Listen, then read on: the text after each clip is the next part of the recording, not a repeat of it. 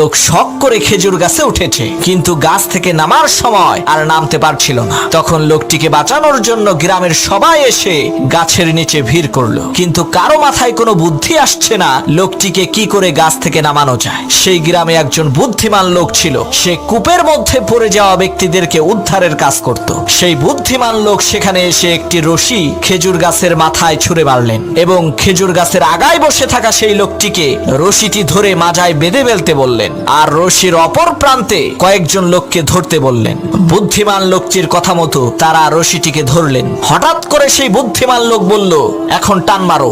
লোকেরা রশি ধরে টান দিল, সাথে সাথে সেই খেজুর গাছে থাকা লোকটি মাটিতে পড়ে মারা গেল। তখন গ্রামের লোকেরা বলল, আপনি এটা কেমন কাজ করলেন? লোকটা মরে গেল। তখন সেই বুদ্ধিমান লোক বলল, ভাই, এটা লোকটার কিসমতের দোষ, আমার কোনো দোষ নাই। এই একই টেকনিক খাটাইয়া অনেক মানুষকে আমি কুয়া থেকে বের করেছি।